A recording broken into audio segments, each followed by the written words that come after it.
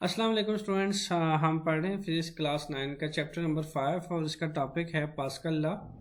Students, Pascal law आपने chapter first में derived units में पढ़ा होगा, जो कि प्रेशर का यूनिट है। This word Pascal. अब अगर एक पास्कल को डिफाइन किया जाए, what is one Pascal actually, आपको याद होगा कि वन पास्कल जो है, one Pascal is equal to, ये किससे निकलता है? ये आपके प्रेशर के जो फार्मूला होता है वहाँ से हम इसको डिफाइन करते हैं। हमारे पास P इक्वल होता है F/A, यानी प्रेशर का 1 पास्कल बनता है जब हमारे पास 1 न्यूटन की फोर्स 1 मीटर स्क्वायर पे एक्ट करती है। ठीक है, जब हमारे पास 1 न्यूटन की फोर्स 1 मीटर स्क्वायर पे एक्ट करती है तो उससे बनने वाला प्रेशर स्टूडेंट्स हमारे पास क्या होता है? That is equal to 1 Pascal. यानी यूँ समझ लीजिए कि जैसे आपके पास एक ऑब्जेक्ट है, आपने क्या किया, आपने इसके ऊपर 1 न्यूटन की फोर्स लगाई और ये आपके पास 1 मीटर स्क्वायर सरफेस एरिया है। Let's say students, 1 metre square surface area से हमारी क्या मुराद होती है कि लेट्स से आपके पास ये इसकी जो विड्थ है ये 1 मीटर है, लेट्स से, और इसकी जो ये लेंथ है ये भी क्या है, ये भी आपके पास 1 मीटर है। तो अगर एरिया को ले लिया जाए जो कि आपके पास लेंथ क्रॉस विड्थ आता है, ठीक है, तो आपके पास surface area length 1 metre, width 1 metre, so cross product will become 1 metre square. तो 1 मीटर स्क्वायर मतलब 1 मीटर लेंथ और 1 मीटर विड्थ से बनता है। तो आप अगर 1 मीटर लेंथ और 1 मीटर विड्थ पे 1 न्यूटन का फोर्स लगाते हो, ठीक है, 1 न्यूटन का फोर्स लगाते हो इस सरफेस एरिया के ऊपर, तो बेटा यहाँ पे क्या होगा, 1 न्यूटन पर मीटर स्क्वायर, 1 न्यूटन पर मीटर स्क्वायर, इससे बनेगा 1 pascal. Okay, this is 1 pascal. But चूंकि आपको पास्कल वर्ड से मैंने इंट्रोड्यूस करवाना था, लेकिन हमारा आज का टॉपिक तो पास्कल लॉ के बारे में, इसी को डिफाइन करते हैं। स्टूडेंट्स, पास्कल लॉ की स्टेटमेंट क्या है? एन एक्सटर्नल प्रेशर, बाहर से कोई अगर एक एक्सटर्नल प्रेशर जो है वो अप्लाई कर दिया जाए किसी एनक्लोज फ्लूइड्स के ऊपर। एनक्लोज फ्लूइड से क्या मुराद है स्टूडेंट्स? यानी कि किसी कंटेनर में, किसी सिलेंडर में कहीं एक फ्लूइड्स है। अब फ्लूइड्स किसको कहा जाता है? मोस्टली स्टूडेंट्स को यहाँ भी कंफ्यूजन होती है। स्टूडेंट, फ्लूइड्स टर्म यूज होता है लिक्विड एंड गैसेस के लिए, ठीक है, और पास्कल लॉ होल्ड्स गुड करता है लिक्विड एंड गैसेस के ऊपर भी। क्या करता है कि एक एक्सटर्नल प्रेशर आपने एक इनक्लोज्ड कंटेनर जिसमें फ्लूइड्स पड़ा हुआ उस पर अप्लाई किया है। अब ये जो प्रेशर है स्टूडेंट्स, ये इक्वली ट्रांसमिट होता है। अनचेंज से क्या मुराद है? अनचेंज टर्म यहाँ पे क्या बता रहा है? अनचेंज मीन्स के इक्वली ट्रांसमिट होगा हर पॉइंट पे विद इन द फ्लूइड्स। ठीक है, फ्लूइड्स के अंदर जो है, इस कंटेनर के अंदर मौजूद फ्लूइड्स के अंदर ये जो प्रेशर है ये इक्वली ट्रांसमिट होगा हर जगह पे। ठीक है, यानी क्या हुआ कि मान लें आपने यहाँ पे 1 न्यूटन का फोर्स लगाया, ठीक है। आप इस डायग्राम से इसको समझने की कोशिश करते हैं कि आपने यहाँ पे इस ये पिस्टन है, ठीक है, this is nothing but piston. आपने एक क्लोज कंटेनर लिया हुआ और इसके अंदर आपने फ्लूइड्स को फिल किया हुआ है। Let's say this is liquid, any type of liquid, water को ले लें, ठीक है। और आप क्या करते हो कि ये जो पिस्टन है, ठीक है, इसको आपने जिस एरिया पे रखा है, let's say this is 1 metre square area, ठीक है, let's say this is 1 metre square area, और आप ऐसा करते हो कि 1 न्यूटन पर मीटर स्क्वायर का प्रेशर लगाते हो जो कि 1 पास्कल बनता है।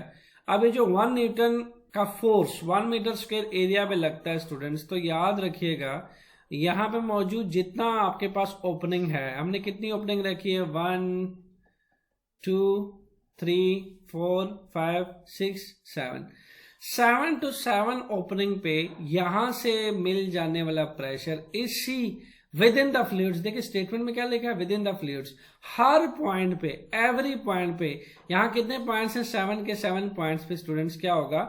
1 न्यूटन पर मीटर स्क्वायर प्रेशर एक्सपीरियंस किया जा सकेगा। यानी तमाम जगहों पे, तमाम पॉइंट्स पे इक्वली प्रेशर ट्रांसमिट होगा, यानी दैट 1 न्यूटन पर मीटर स्क्वायर, या आप यू भी कह सकते हो that 1 pascal pressure will be transmit can be experienced on every point that is 1 pascal. ठीक है, यहां से भी 1 पास्कल, यानी यहाँ भी फ्लूइड्स का प्रेशर 1 पास्कल होगा, यहाँ पे भी आपके पास 1 पास्कल होगा। इट विल रिमेन अनचेंज्ड, ऐसा नहीं होगा कि यहाँ से 2 पास्कल है, यहाँ से 3 पास्कल है, ऐसा कुछ नहीं होने वाला, बल्कि यू विल सी के हर ओपनिंग पॉइंट पे 7 to 7 पॉइंट से यू विल सी जो फ्लूइड्स का प्रेशर होगा इट विल बी सेम, यानी फ्लूइड्स एक जैसे प्रेशर के साथ, यानी 1 पास्कल प्रेशर के साथ बाहर निकलेगा।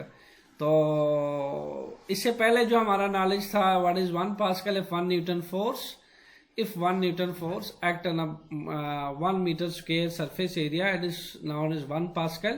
Now according to Pascal law, if we apply an external pressure, जैसा कि हमने यहाँ से एक external pressure अप्लाई किया, let's say 1 Pascal का external pressure इस piston पे अप्लाई किया, इसको अप्लाई करने से piston प्रेस होगा, and you will see in 7 to 7 point में से इक्वली हर पॉइंट पे 1 पास्कल का प्रेशर एक्सपीरियंस किया जा सकेगा, यानी 1 पास्कल के प्रेशर से, ठीक है, 1 पास्कल के प्रेशर से जो फ्लूइड है वो बाहर निकलेगा। दूसरा स्टूडेंट्स हम एग्जांपल ले सकते हैं आपके एयर फिलिंग एंड बाईसाइकिल। आप जब साइकिल चलाते हो और आपके टायर की ट्यूब में हवा कम हो जाती है, देन आप क्या करते हो, इस पंप के थ्रू आप इसमें जब हवा फिल करते हो ट्यूब के अंदर, तो व्हाट से के यू सी के यहाँ तो आपके पास यहाँ जो इसकी नोजल लगी होती है, इस नोजल में जो हवा इन होती है, तो यू सी के जो आपका जो ट्यूब है टायर का, वो इक्वली एक्सपैंड करता है। ऐसा नहीं है कि किसी जगह से ज्यादा एक्सपैंड करेगा, किसी जगह से कम एक्सपैंड करेगा।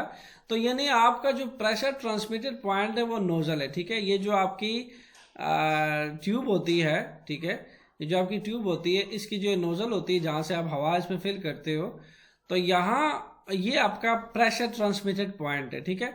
तो इस पॉइंट में जो प्रेशर ट्रांसमिट होगी इस पंप से, तो वो प्रेशर ट्यूब पे हर जगह हर पॉइंट पे इक्वली एक्सपीरियंस हो सकेगी, यानी ट्यूब हर जगह से इक्वली एक्सपैंड करेगा। लेट्स से अगर इस ट्यूब को हम एक इस तरीके से एक्सपीरियंस करें, इस तरीके से, ठीक है, इस तरीके से, लेट से ये उसकी ये नोजल है, ठीक है। अब यहाँ पे आप जब ये प्रेशर लेट से नोजल से आपने हवा फिल की, अब क्या होगा कि ऐसा नहीं है कि सिर्फ और सिर्फ कुछ पॉइंट्स पे जो ट्यूब एक्सपैंड करेगा, बल्कि ट्यूब जो है स्टूडेंट्स हर पॉइंट से यू सी कि वो हर पॉइंट से इक्वली एक्सपैंड करेगा अकॉर्डिंग टू पास्कल लॉ। यानी यहाँ से नोजल से आपने जितने प्रेशर से, यानी जिस पॉइंट पे आपने नोजल पे प्रेशर लगाया है, ये जो प्रेशर है, जितना प्रेशर आपने लगा दिया है, इट विल रिमेन अनचेंज्ड। और ये जो है ट्यूब के हर कॉर्नर, हर एज, हर पॉइंट्स पे इक्वली एक्सपीरियंस्ड होगा, यानी ट्यूब हर जगह से इक्वली एक्सपैंड करेगा। So this is the explanation of pascal law के आपके पास जो प्रेशर है वो किसी इनक्लोज फ्लूइड्स के अंदर, जैसे यहाँ पे देखे ना, ट्यूब के अंदर आपने एयर को इनक्लोज किया हुआ था, इसके अंदर आपने लिक्विड को इनक्लोज किया हुआ था, तो it will remain unchange to every point within the fluids. अब दूसरा ये है कि आपके पता होना चाहिए कि पास्कल लॉ जो है students, that holds good, pascal law holds goods and liquid and gases, ये आपको पता होना चाहिए, and liquid and gases। Solid पे इसकी लिमिटेशन आ जाती है, चूंकि सॉलिड का क्लोजली पैक्ड स्ट्रक्चर होता है, सॉलिड का एक डेंसर स्ट्रक्चर होता है, क्लोजली पैक्ड स्ट्रक्चर होता है। दैट्स वाई हम ये कहते हैं कि आपके पास जो सॉलिड में है वो पास्कल लॉ इतना अच्छा होल्ड नहीं करता as compare to liquid and gases.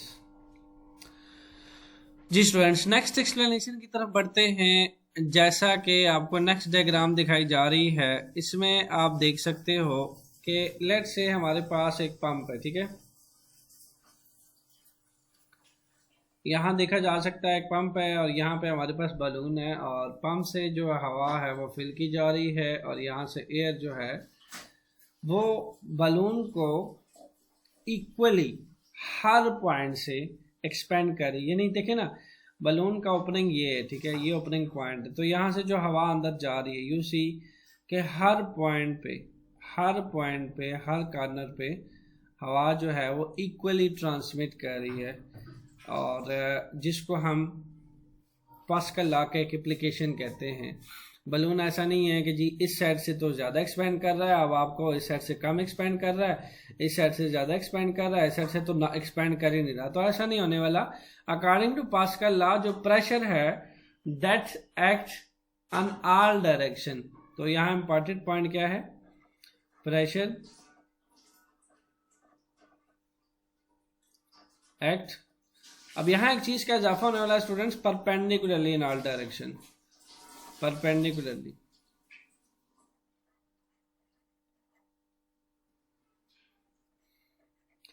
Perpendicularly क्या होता है स्टूडेंट्स, परपेंडिकुलर ये होता है कि कोई सरफेस एरिया, लेट से ये एक सरफेस एरिया है, तो इस सरफेस एरिया के ऊपर अगर आप राइट एंगल पे फोर्स लगाएं, यानी 90 डिग्री पे फोर्स लगाएं, नॉर्मल टू द प्लेन, ठीक है, the force act normal to the plane is known as perpendicular. तो प्रेशर एक्ट करती है परपेंडिकुलरली एट ऑल डायरेक्शन, तमाम डायरेक्शन पे एक्ट करती है। ऐसा नहीं है कि किसी स्पेसिफिक डायरेक्शन पे एक्ट करती है। यानी यहाँ पे बलून की जितनी डायरेक्शन है, हर डायरेक्शन पे बलून जो है वो एक्ट करता है इक्वली, जो है वो आप कह लो कि ट्रांसमिट करते, प्रेशर इक्वली ट्रांसमिट करता है। तो यहाँ से जितना प्रेशर एन होगा, क्योंकि बलून के अंदर एयर होती है, that pressure will be transmit equally to the all points, all corners, okay. और इसी हिसाब से अगर आप इसको देखें, ये फोर्स है, ठीक है, ये एक सरफेस है, तो याद रखिएगा कि जो फोर्स होती है स्टूडेंट्स, वो किसी भी सरफेस के ऊपर एक्ट करती है परपेंडिकुलरली, ठीक है। किसी भी सरफेस के ऊपर, कोई भी जो सरफेस एरिया होता है उस पर फोर्स एक्ट करती है परपेंडिकुलर, ठीक है, पैरेलल उसके एक्ट नहीं करती। क्योंकि अगर फोर्स पैरेलल एक्ट करे तो क्या होगा कि आपके पास जो फ्लूइड्स है that will be start slide और ईच अदर। तो फ्लूइड्स जो है ना वो स्लाइड करना शुरू हो जाएगा, ये फ्लूइड्स इधर को स्लाइड करेगा, ये फ्लूइड्स इधर को स्लाइड करेगा। तो पैरेलल फोर्सेस जो हैं वो एक दूसरे के इफेक्ट को कैंसिल करती है। प्रेशर के अंदर एक्ट करते हुए पैरेलल फोर्सेस एक दूसरे के इफेक्ट को कैंसिल करती हैं, और परपेंडिकुलर फोर्स सिर्फ एक्ट होती है आपके पास्कल लॉ के अंदर, ठीक है। इसी हिसाब से यहाँ पे आप देख सकते हो कि डाइविंग के अंदर ये जो पानी है, ठीक है, इस डाइवर के जो ऊपर पानी है वो इसको नीचे की तरफ इस पे प्रेशर लगा रहा होता है। तो जो नीचे की तरफ इस पे प्रेशर लग रही होती है, लेट से वो प्रेशर जो है इसके तमाम बॉडी पार्ट्स के ऊपर लग रही होती है, ईयर्स के ऊपर ये एक्सपीरियंस की जा सकती है ज़्यादा। तो जब ये पानी इसके ऊपर से पानी का जो वेट है, ठीक है, पानी जो ऊपर मौजूद है वो अपने वेट की वजह से इस डाइवर को नीचे हर पॉइंट पे हर डायरेक्शन से धकेल रहा होता है, पुश कर रहा होता है नीचे की तरफ, ठीक है। तो जो पानी ऊपर है स्टूडेंट्स, वो अपने वेट की वजह से, ठीक है, जाहिर है पानी जो ऊपर है स्टूडेंट्स, ये जो पानी ऊपर है, ठीक है, ये पानी ऊपर है, ये अपने वेट की वजह से क्या करेगा, अपने वेट की वजह से जो डाइवर्स हैं उनको नीचे धकेलता है, ठीक है। और जब ये ज़्यादा प्रेशर लगाया जाता है ऊपर, इसके ऊपर हर डायरेक्शन हर जगह से, तो वो भी आपके पास परपेंडिकुलर प्रेशर लगाया जाता है। ऐसा नहीं होता कि किसी स्पेसिफिक पॉइंट पे या किसी स्पेसिफिक जगह पे प्रेशर लगा होता है, बल्कि हर डायरेक्शन से प्रेशर लगाया जा रहा होता है, और ये राइट एंगल प्रेशर लगाया जा रहा होता है। जिस तरह आपको यहाँ आपकी टेक्स्ट बुक में दिखाया भी गया है कि force act normally to this surface या परपेंडिकुलर टू दिस सरफेस। जैसे ये फोर्स लग रही है, ये परपेंडिकुलर लग रही है। जिस तरह आपके पास ये एक आपको फोर्स दिखाई गई है, ये भी परपेंडिकुलर लग रही है। तो force always act perpendicular to the surface, और ये हर पॉइंट पे हर डायरेक्शन से लगाई जाती है। पास्कल लॉ यही तो कहता है कि आपके पास जो प्रेशर है, यानी पानी जो है अपने वेट की वजह से इसके हेड, फीट, हर जगह पे, इसके हाथों पे, हर जगह पे फोर्स लगा रहा होगा। दैट्स वाई हम जो डाइवर्स होते हैं वो आपके पास एक स्पेशल किस्म का सूट जो है डिज़ाइन किया जाता है, जो वो एक प्रोटेक्टिव सूट जो है वो पहनते हैं, ताकि वो अपनी बॉडी को बैलेंस कर सके पानी के अंदर उस हिसाब से। चूँकि जो पानी ऊपर होता है वो इनके कानों के ऊपर भी प्रेशर लग रहा होता है, कानों के अंदर पानी ना चला जाए, और this and that in precautions के लिए फिर जो डाइवर्स होते हैं स्पेशल किस्म का सूट पहनते हैं ताकि जो पानी उनके ऊपर है वो जो प्रेशर लगाया जा रहा है उसके साथ उसको बैलेंस किया जा सके। लेकिन ये जो प्रेशर है ये इस तरह से भी बैलेंस होता है कि जो पानी उसके नीचे है और जो पानी उसके ऊपर है, अब जो पानी डाइवर्स के ऊपर है वो अपना प्रेशर जो है उसका प्रेशर और जो पानी उसके नीचे है दोनों बैलेंस हो जाता है, तो डाइवर्स जो है वो आसानी से फ्लोटिंग कर लेता है, डाइविंग कर लेता है पानी के अंदर। तो ये भी एक पास कर ला। दूसरा स्टूडेंट्स इसकी एप्लीकेशंस है हाइड्रोलिक लिफ्ट, और आपके पास इसकी सेकेंड एप्लीकेशंस हैं जो आपके पास ब्रेकिंग सिस्टम इन साइकिल्स है या व्हीकल्स है, उसकी बात करेंगे डिटेल से पास कर ला के। होप सो कि आपको इसकी स्टेटमेंट और एक्सप्लेनेशन समझ आ गई होगी। In case of any questions put your question in comment box. Thank you.